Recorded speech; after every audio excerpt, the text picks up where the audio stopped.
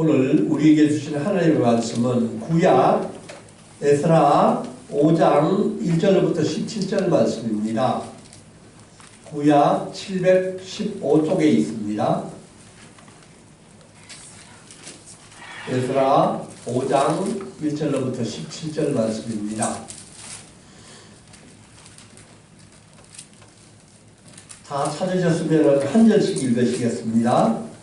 선지자들 곧 선지자 학개와 이도의 손자 스가랴가 이스라엘의 하나님의 이름으로 유다와 예루살렘에 거주하는 유다 사람들에게 예언하였더니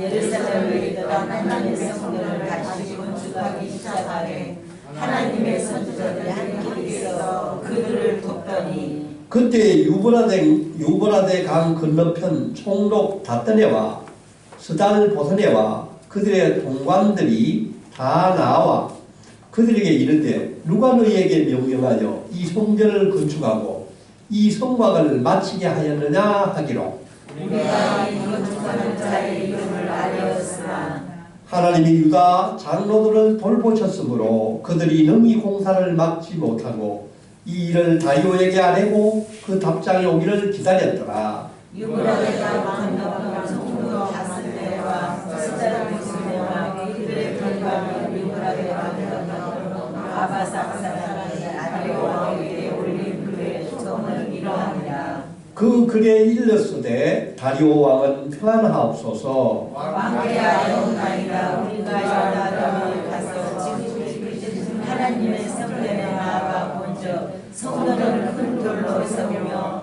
벽에 나무를 얹고 부지런히 나무로 공사가 속에서 형통하옵기에 우리가 그 장로들에게 물어보기를 누가 너희에게 명령하여 이 성전을 건축하고 이 성곽을 마치라고 하였느냐 하고 우리가 또 우두머리에 이름을 적고 왕에게 아뢰고자 하여 그들의 이름을 물은즉 그들이 우리에게 대답하여 이르기를 우리는 천지의 하나님의 종이라 예전에 건축되었던 성전을 우리가 다시 건축하노라.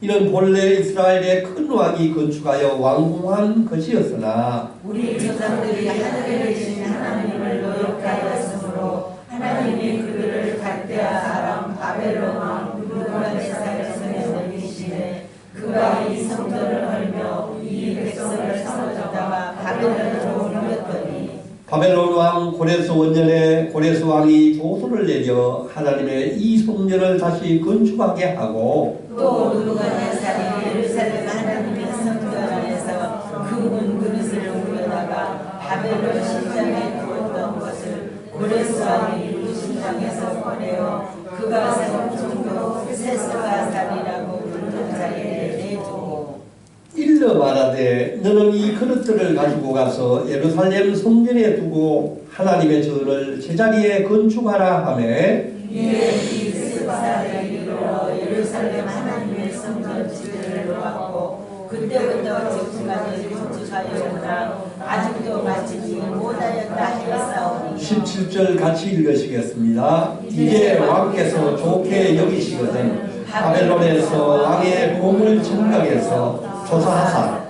과연 고레스 왕이 조서를 내려 하나님의 이 성전을 예루살렘에 다시 건축하라 하셨는지 보시고 왕은 이 일에 대하여 왕의 기쁘신 뜻을 우리에게 보이소서 하였구나. 아멘. 이것은 하나님의 말씀입니다. 아멘. 오늘의 설교 제목은 사람을 일으키는 힘입니다. 무엇이 사람을 일으킬까요? 톨스토이 단편 소설에 소설 가운데 사람은 무엇으로 사는가 하는 소설이 있습니다. 읽어보셨습니까? 이 짧은 소설 가운데 저는 굉장히 여러가지 그 성경에 못지않은 감동을 받았었습니다. 간단하게 좀 소개를 하자면은 찢어지게 가난한 구두 수송공인 시몬이라는 사람이 어느 날 길을 가다가 교회 옆에서 옷을 발가벗고 쓰러져 있는 한 청년을 발견합니다. 그 청년을 보고 그냥 지나쳐 가다가 다시 돌아왔어. 그 청년에게 자기가 입었던 외투를 입혀주고 그 청년은 자기 집에 데리고 옵니다. 너무나도 가난한 이 집안 살림을 하고 있던 아내는 노숙자까지 이제 집에까지 데려오니까 화가 머리끝까지 나서 화를 냅니다. 당신 정신 있느냐? 근데 그 아내도 마음이 착했던지 조금 있다가 그 청년을 보고 불쌍한 마음이 들어서 자기가 얼마 남지 않은 빵을 따뜻하게 데워서 그 청년에게 대접을 했습니다. 이때 이 젊은 청년은 그 아내를 보고 미소를 짓습니다. 그런 이후에 이 청년의 이름은 미하일인데 이 구두 소송공 집에서 머무르면서 구두 수선하는 일을 배우면서 그 집에서 생활을 하게 됩니다. 근데 그 미하일이 그 집에 사는 동안에 미소를 딱 3번 지었다고 합니다.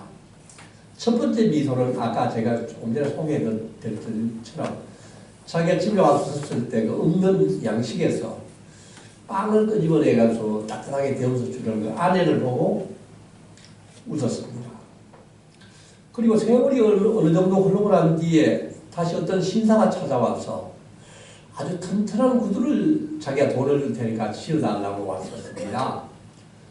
그리고 그 신사가 돌아가는 그 뒷모습을 보고 이 미하일 청년이 또다시 미소를 짓습니다. 얼마 후에 시간이 흐르고 난 후에 몇 시간도 안 돼서 그 신사의 하인이 헐레번떡 쫓아오더니만은 우리 어른이 집에 가는 길에 길가에서 갑자기 죽으셨습니다. 이제 그 구두는 필요가 없습니다. 이제 그 구두 대신에 그 장례식 때 신을 그 슬리퍼를 그 사람의 슬리퍼를 지어주십시오 하고 말했습니다. 그런데 이미 그 청년 미하일은 그 종이 돌아올 걸 생각하고 준비했던 슬리퍼를 내어주었습니다. 그리고 다시 6년이 흐르고 난 후에 어느 날 조만한 그 어린아이 둘 자매를 데려온 아주머니가 자기 집을 방문을 했습니다. 이 아주머니 집에서 이야기를 나누는데 이 아주머니가 아이 둘을 안고 눈물을 흘리고 있었습니다. 이 아이는 자기가 낳지 않은 아이인 고아들인데 자기가 이 애들을 돌보아야 되는데 정말 나이가 이제 오래 들었기 때문에 이 아이를 잘 돌볼지 그 아이가 불쌍하다고 눈물을 흘리는 것입니다. 이때 청년은 3번째 미소를 짓고 있었습니다.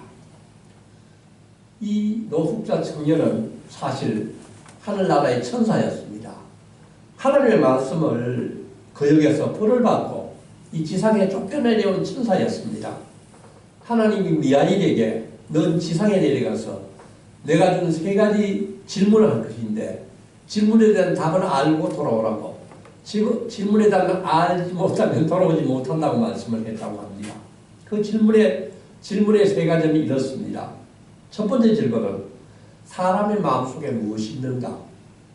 사람의 마음속에 무엇이 있는가가 첫 번째 질문이었습니다.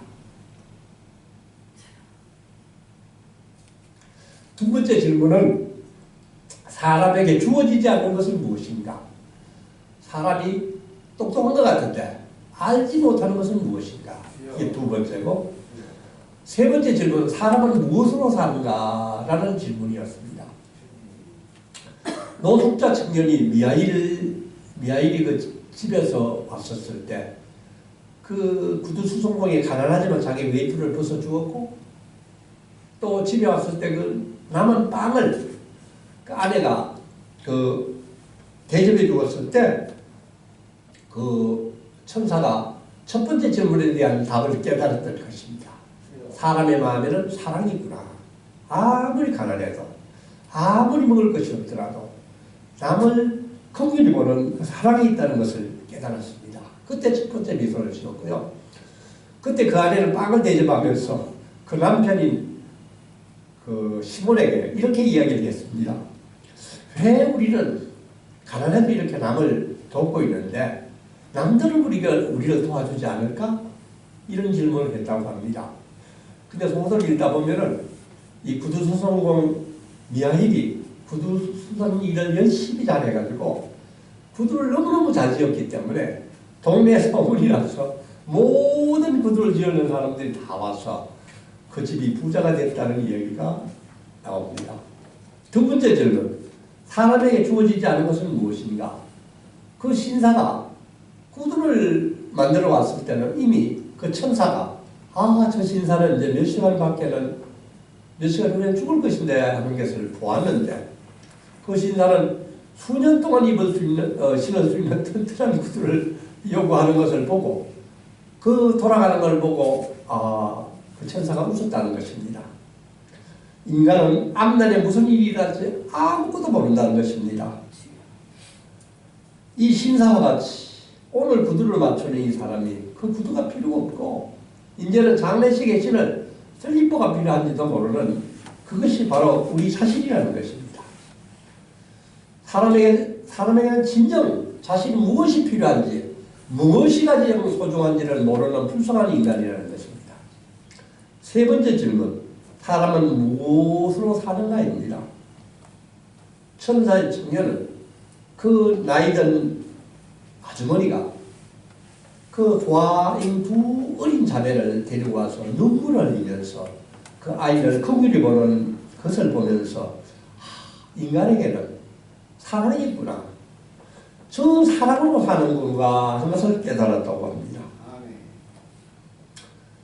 오늘의 이 톨스토이 사람은 무엇으로 사는가에 대한 소설은 사람은 사랑 없이 살 수 없다는 것입니다. 사람들은 서로 사랑하면서 살아야 된다는 것이 이 소설의 주제입니다. 사랑하며 사는 사람들은 그 안에, 그 사람 안에 하나님이 계시기 때문입니다. 하나님이 그 사람에 살아계시기 때문에 사랑을 할 수 있다는 것입니다. 왜 그렇습니까? 하나님은 바로 사랑이시기 때문입니다. 오늘의 설교 제목은 바로 사람을 일으키는 힘입니다. 성도 여러분, 무엇이 사람을 일으키겠습니까? 네, 그렇습니다. 하나님이십니다. 하나님의 사랑이십니다. 하나님의 말씀이신 것입니다. 바벨론에서 유다 백성들이 포로로 붙잡혀가서 70년간 굉장히 어려운 그 포로 생활을 했었습니다. 그런데 에스라 1장 1절을 보면은 이렇게 되어 있습니다. 그 앞에 보면은 바사왕 고레스 원년에 여호와께서 에레미야 입을 통하여 하신 말씀을 이루게 하시려고 바사왕 고레스의 마음을 감동시키심에 그가 온 나라에 공포도 하고 조서도 내려 이르되. 우리는 역사를 바라볼 때 고레스가 이스라엘 민족을 해방시켰다고 보고 있습니다. 그러나 고레스를 움직이신 것이 바로 하나님이신 것을 성경은 증언하고 있습니다. 하나님이 고레스의 마음을 감동시키매 고레스가 움직였다는 것입니다. 그런데 이스라엘 백성이 지금 돌아가려고 하는데 자유를 얻었는데 이스라엘 백성이 바벨론에서 고국 예루살렘까지 돌아가는 길이가 1500km입니다. 1500km면 거리가 어느 정도입니까?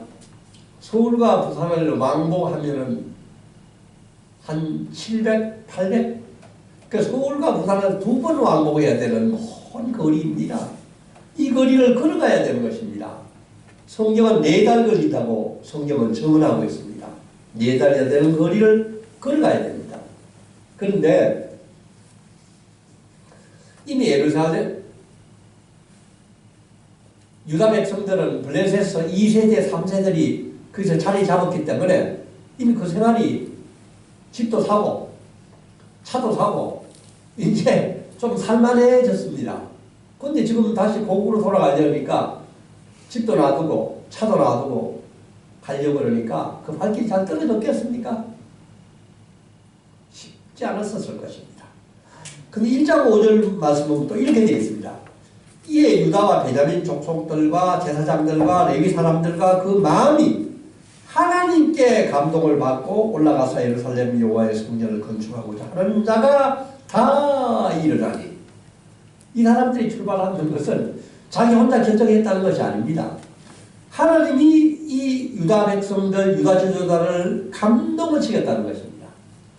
사랑하는 성도 여러분, 우리 오늘 이 오후에 남들은 다 놀러가고 있는 이 가을 오후에 어떻게 이 교회에 나와 있습니까?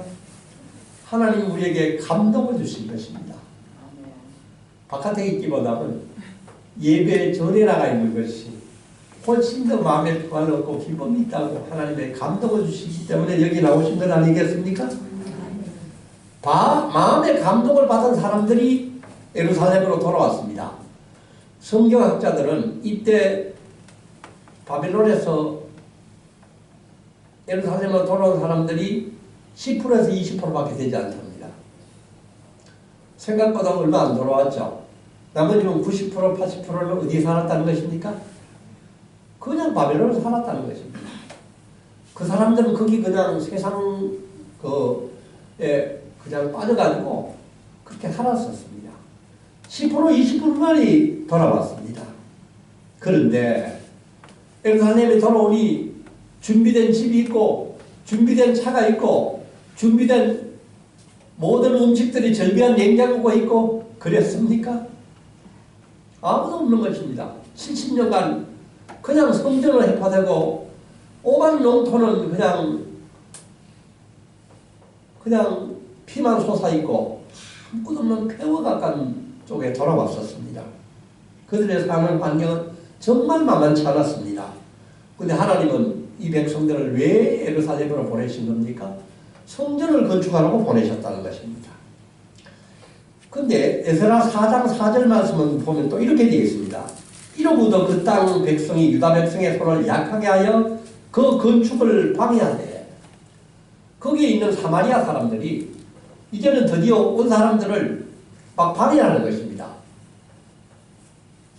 이 성전 못 짓는다. 방해하는 것입니다. 그리고 4장 6절부터 16절을 보면은 사마리아 지방의 방백들과 갈리디 페르시아 아닥사스다 왕에게 이스라엘 백성을 고발하는 상소문을 올립니다. 얘들이 말이죠. 지금 여기 와가지고 성전을 짓습니다. 만약 이 얘들이 성전을 지으면은 나중에 해를 교회해가지고 아닥사스 왕한테 아마 반역을 일으킬 것입니다. 하고 상소문을 긴 상소문을 올렸습니다.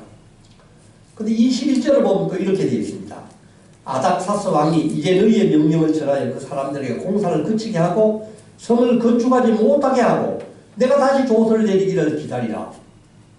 이게 어떻게 될 일입니까? 하나님의 은혜로 1500km를 돌아서 폐허가 된 고국 땅에 돌아왔는데 있는 것은 반대하는 사람들 뿐이요, 나라를 공박하는 사람 뿐이요, 성전을 짓지 못하는 사람 뿐이요, 드디어 아닥사스 왕에게 거짓 조서를 올려가지고 성전도 짓지 못하게 명령을 내리는 것입니다. 여러분, 이런 상황에 우리가 처해졌다면 어떤 생각이 들겠습니까? 하나님, 왜 잘 살고 있는 바벨론에 그냥 살게 내두시지? 왜 이까지 보내셔서 저를 이렇게까지 힘들게 만드는 것입니다. 하고 하나님을 원망하지 않겠습니까? 좀 그랬었을 것 같아요. 이게 하나님의 뜻입니까? 하나님의 뜻이라면 그냥 좀 뭘 하게 해 주시든지 아니면 그냥 놔두시든지 해야지 왜 이렇게 어려운 것을 맡기시는 겁니까? 역사 찾아보니까 이때가 주전 536년이었는데 520년까지 무려 16년간이나 성전 건축이 완전히 중단되었습니다. 10년이면 강산도 변한다는데 16년이면 강산이 변하고도 남았을 이 시간 동안에 이스라엘 백성은 아무것도 안 하고 남았었습니다. 얼마나 영적으로 침체되고 하나님과 멀고 하나님을 원망하는 마음이 들었겠습니까? 4장과 5장 사이는 16년의 그 시간의 공간이 있는 것입니다. 이제 오늘 말씀을 한번 보겠습니다. 5장 1절 2절 한번 읽어보겠습니다. 시작. 선지자들 곧 선지자 학개와 이도의 손자 스가랴가 이스라엘 하나님의 이름으로 유다와 예루살렘에 거주하는 유다 사람들에게 예언하였더니 이에 사디엘의 아들 스룹바벨과 요사닥의 아들 예수아가 일어나 예루살렘에 있던 하나님의 성전을 다시 건축하기 시작하며 하나님의 선지자들이 함께 있어 그들을 돕더니 아멘. 우리는 성경 말씀을 읽다 보면은 이런 문맥을 가장 넘어가기 쉽습니다. 어제 읽던 성경 오늘 읽고 오늘 읽던 성경 내일도 읽고 이렇게 넘어가면은 진짜 아무것도 모릅니다. 하나님 뜻이 어떤지 모르고 그냥 기계적으로 읽었 따름입니다. 성경 말씀을 읽을 때 정말 이 말씀이 무엇을 나에게 주는지 앞에서 묻고 또 물으시길 바랍니다. 기양민들이 예루살렘에 돌아온 뒤 해방군들과 아삭사스다의 금지 명령이 두려워서 성전 건축을 엄두내지 못하고 16년간 무의도식하고 생활하고 있었을 때였습니다. 그때 선지자들의 활동이 일어났다는 것입니다. 그때 선지자가 누굽니까? 학개와 스가랴입니다.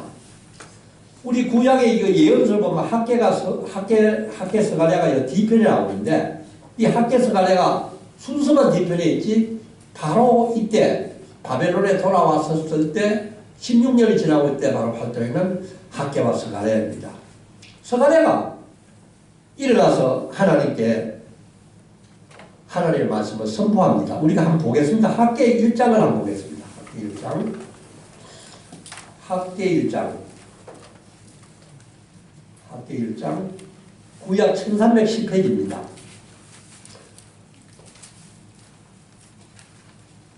찾으셨습니까?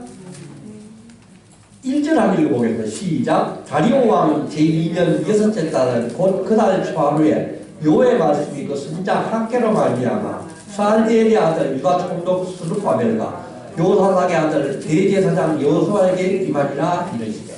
맞죠?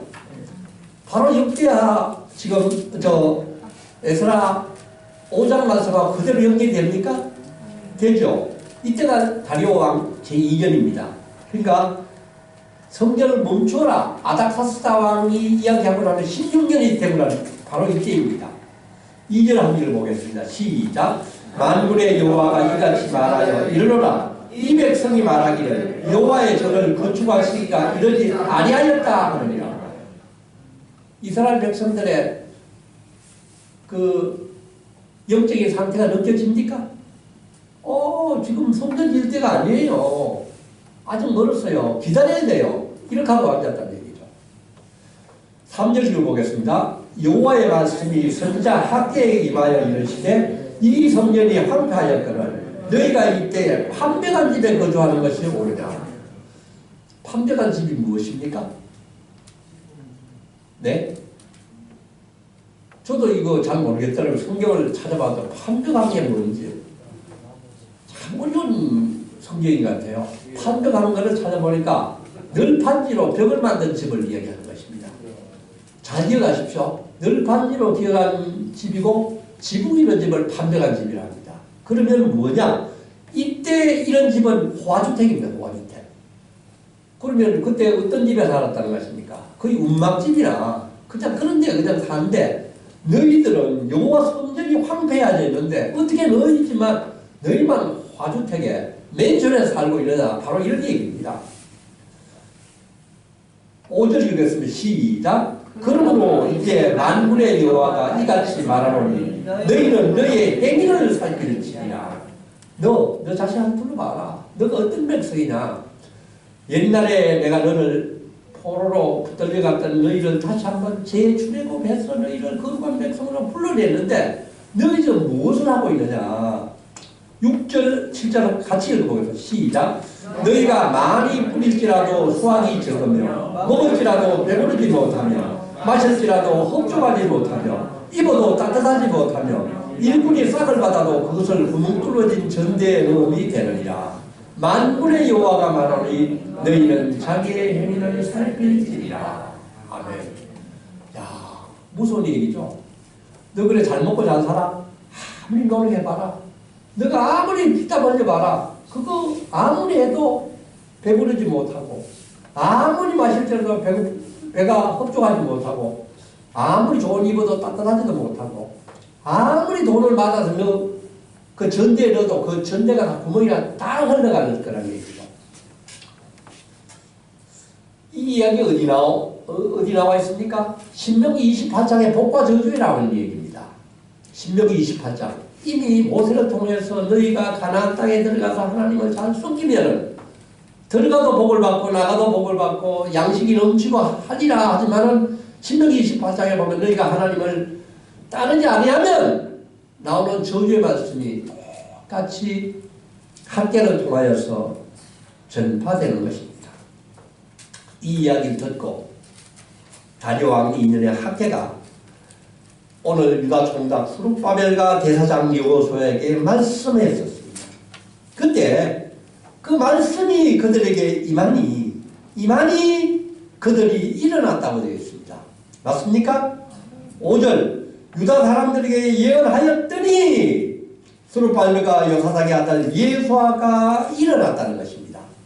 사랑하는 성도 여러분, 우리 이 말씀은 오늘 요것만 오늘 기억하고 돌아가시기를 원합니다. 말씀이 내게 임하니 내가 그에 반응하여 일어났더라는 말씀을 기억하시기 바랍니다. 우리는 성경을 아무리 읽어도 늘 기계적으로 성경을 읽을 따름이지, 성경 말씀이 하나님의 말씀을 나에게 와서 반응을 하고 내가 거기에 감동을 받아서 일어나야 하는 것입니다. 일어났더니 그 다음에 어떻게 되어 있습니까? 하나님의 성전을 다시 건축하기 시작하며 하나님의 선지자들이 함께 있어 그들을 돕더니 하나님이 비로소 그들을 도왔다는 것입니다. 아멘. 우리는 하나님의 말씀에 반응해야 하는 것입니다. 우리는 성경을 읽을 때 마음에 찔림이 있습니까? 마음에 감동이 있습니까? 마음에 눈물이 있습니까? 마음에 기쁨이 있습니까? 우리는 하나님의 말씀에 반응할 수 있기를 원합니다. 이 당시 다리오가 왕위가 되고 난 후에 주변이 굉장히 전국이 시끄럽다 합니다. 많은 반역 사건이 있었다고 합니다. 이때 페르시아 총독 다떼리라는 사람이 나와가지고 이 일을 그냥 보고 두지 않습니다. 누가 도대체 이 일을 주도하고 있느냐, 누가 나와서 이 성전을 다시 지어내야 하느냐고 지금 따지고 있습니다. 3절 한 일을 보겠습니다. 시작. 그때 누구나 대한 건너편 총독 다떼리와 스달보네와 그들의 동관들이 다 나와 그들에게 이르되 누가 너희에게 명령하여 이 성전을 건축하고 이 성곽을 마치게 하였느냐 하시로. 야, 이제 큰일 났습니다. 이제 그때 총관리들이 다 나와가지고 이걸 따집니다. 도대체 어느 놈이 이걸 주도해가지고 다시 영모를 꾸미느냐, 이렇게 이야기를 하고 있습니다. 그런데 이제는 상황이 바뀌었습니다. 은혜를 받은 그 유다 백성들이 이제 태도가 바뀐 것입니다. 4절 5절 한 번 읽어보겠습니다. 우리가 이 건축하는 자의 이름을 아뢰었으나 하나님이 유다 장로들을 돌보셨으므로 그들이 능히 공사를 막지 못하고 이 일을 다리오에게 아뢰고 그 답장 오기를 기다렸더라. 아멘. 누가 주동해서 이러면 어떡하겠습니까? 겁을 내고 도망을 가고 피하고 다 그냥 거짓말 했을 텐데 그들이 두려워하지 않았다는 것입니다. 유다 총독에게 다더니에게 건축하는 사람의 이름을 이야기해 주었다는 것입니다. 놀랍지 않습니까? 저는 이거는 거의 우리가 일제시대 때 독립운동했던 독립군의 모습을 보이는 것 같습니다. 우리 믿음에 또 순교하신 목사님들이 바로 이러하셨죠. 사실은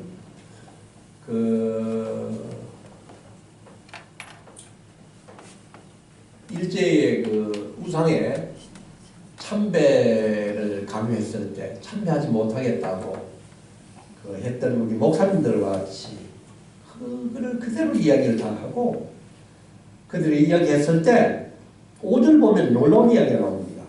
하나님이 유다 장로들을 돌보셨다고 나옵니다. 그렇게 하니까 하나님은 가만두지 않고 그들을 돌보셨다는 것입니다. 돌보셨다. 돌보셨으니 어떻게 됩니까? 그들이 능히 공사를 막지 못하고 이를 다리오에게 아뢰고 그 답장이 오기를 기다렸더라. 16년 동안에 그 무의도시가 된 사람들하고는 완전히 바뀐 것입니다. 여기에서 우리는 위로를 받을 수 있습니다. 우리는 특히 5절 보면은 이 돌보셨다는 말씀을 우리가 한번 잘 새기볼 수 있기를 바랍니다. 우리가 주님을 믿고 정말 주님의 길을 순종하고 따라가면은 하나님은 반드시 우리를 돌보신다는 것입니다. 아멘. 그것을 겁내고 무서워하고 도망가고 회피하고 하면은 그냥 버려두신다는 것입니다. 언제까지? 망할 때까지. 다시 돌아올 때까지. 그 다음 주에 이제 7절부터 마지막 17절까지는 유다 총독이 고레 다리오 왕에게 올리는 그 편지가 나옵니다. 이 편지를 읽어보면은, 어려야 되더라고요. 뭐냐 하면은, 이 다떼네 총독이 쓰는 이 편지는 굉장히 객관적이고, 굉장히 뭐라 그럴까, 하나님을 인정하고, 또 솔직하게 그 상황을 다리오 왕에게 알리는 그 편지입니다. 저는 어떻게 이방인이 이렇게 이런 성경이 충만한 편지를 썼을까 할 정도로 굉장히 좋은 편지를 씁니다. 근데 이때 다리오 왕에게 편지를 보내서 다시 도착하는 데까지는 4달 내지 5달이 걸렸다고 합니다. 그동안에 그러면 답신 올 때까지 기다려야 되지 않겠습니까? 그런데 봉사를 계속했다는 거지. 얼마나 놀랍습니까? 하나님이 그게 개입하셨다는 것입니다.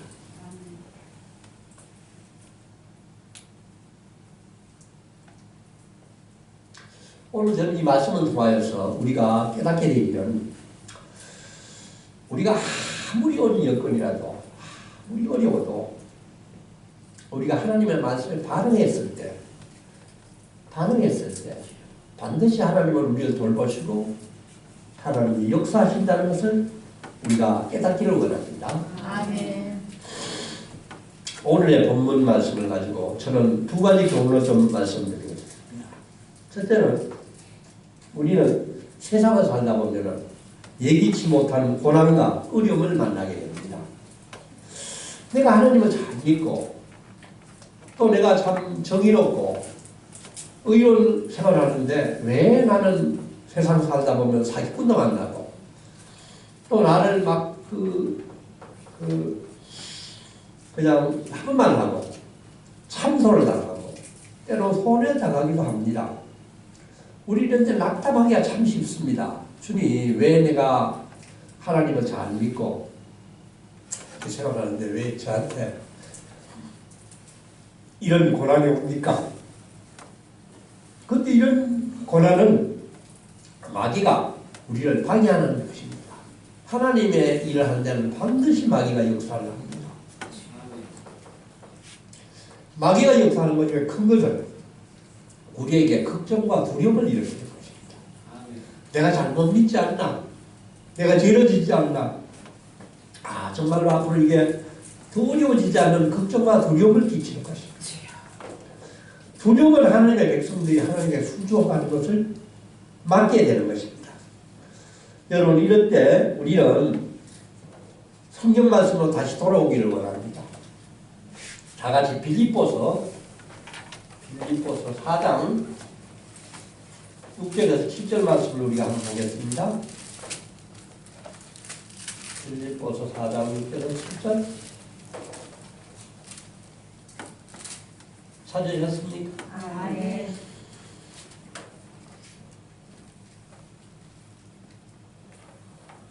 같이 읽어보겠습니다. 시작. 주 안에서 항상 기뻐하라. 내가 다시 말하노니 기뻐하라. 너희 과정을 모든 사람에게 알게 하라. 주께서 가까우시리라. 아무것도 염려하지 말고 다만 모든 일에 기도와 간구로 너희 구할 것을 감사함으로 하나님께 아뢰어라. 그리하면 모든 지각에 뛰어난 하나님의 평강이 그리스도 예수 안에서 너희 마음과 생각을 지키시리라. 아멘. 여러분, 혹시 두려움과 걱정이 있을 때 이 말씀을 기억하고 읽으시기 바랍니다. 아무것도 염려하지 말라. 기도와 간구로 너희 구할 것을 오로지 감사함으로 아뢰어라.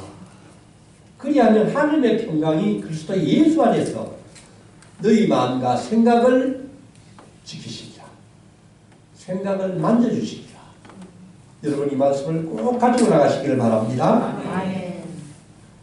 두 번째, 하나님의 백성들은 하나님 계획을 되찾을 수 있도록 도전받아야 할 때가 있습니다. 이스라엘 백성들은 바벨론에서 돌아올 때 성전을 다시 건축하기로 하고 돌아왔었습니다. 그 작정을 하고 온 사람들이 바로 10% 20%의 사람들이었습니다.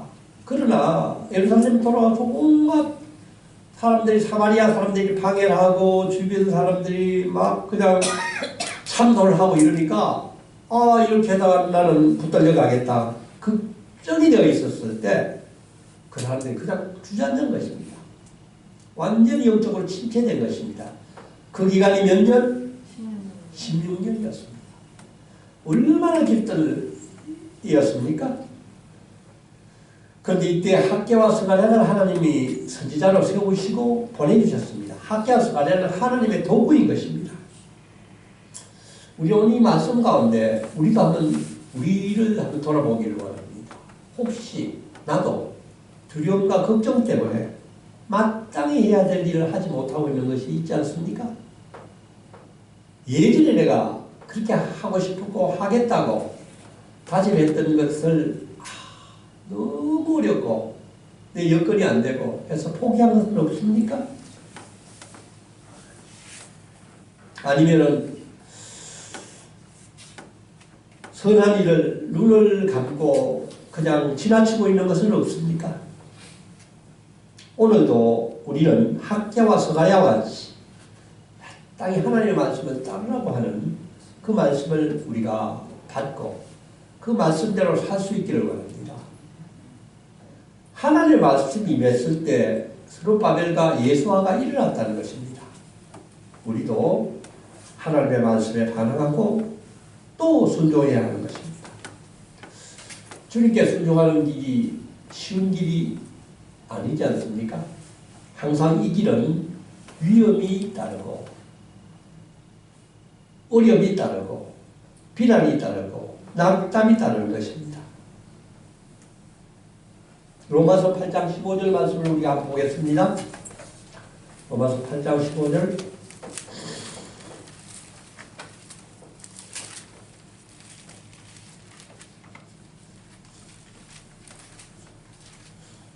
다 읽겠습니다. 시작. 너희는 다시 무수하는 종의 영을 받지 아니하고 양자의 영을 받았으므로 우리가 아빠 아버지라 부르짖느니라. 아멘. 우리는 예수 믿기 전에는 내 힘으로 내 계획대로 내 욕심대로 살았지만 이제 예수 믿고 난 후에 우리는 성령을 받은 놈이기 때문에 우리는 내 힘으로 사는 것이 아니라 성령의 힘으로 사는 사람들입니다. 그럼 우리는 무수하는 종의 영을 받지 않았다는 것입니다. 하나님을 아빠 아버지라고 받을 수 있는 양자의 영, 성령을 받은 사람이기 때문에 우리는 절대로 두려워하지 않아야 하는 것입니다. 38절 로마서 38절 39절도 한번 보겠습니다. 8장 38절 39절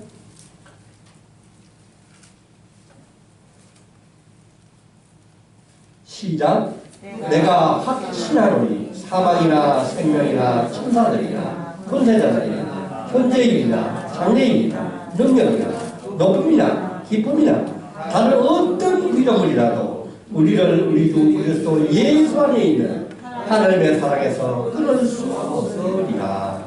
아멘. 성도 여러분, 이 말씀을 믿으십니까? 아멘. 사람을 일으키는 것이 무엇입니까? 바로 하나님의 말씀입니다. 우리가 아무리 어려운 적을 만나고 아무런 고난에 빠졌을지라도 우리를 하나님의 사랑에서 끊을 수 없다고 하였습니다. 사랑하는 성도 여러분, 오늘 이 에스라의 성경 말씀을 읽으면서 우리는 다시 한번 전지전능하신 하나님을 믿으시기 원합니다. 고난이 닥쳐오고 어려움이 오더라도 하나님의 말씀을 끝까지 붙잡기를 원합니다. 하나님의 말씀을 읽으십시오. 그리고 그 말씀을 읽는 것만 아니라 그 말씀을 믿고 행동할 수 있기를 바랍니다. 하나님을 믿고 하나님의 말씀을 따르는 가운데 하늘이 주시는 놀라운 사랑과 축복을 누릴 수 있는 우리 모든 성도님들이 되시기를 축복합니다. 아멘. 아멘. 주님, 저에게 하나님의 말씀을 주셔서 참으로 감사합니다. 이스라엘 백성들이 두려워서 성전을 재건하지 못하고 16년간 세월을 보내고 있었습니다. 그때 여호와의 말씀이 선지자 학개와 스가랴에게 임했고 하나님의 말씀이 스룹바벨과 예수아에게 임했을 때 그들은 용감하게 다시 일어났습니다. 이스라엘 백성들이 다시 중단된 성전 건축을 시작했습니다. 그때 하나님이 그들과 함께 하시고 그들을 보호하셨습니다. 주님, 저희들도 마찬가지입니다.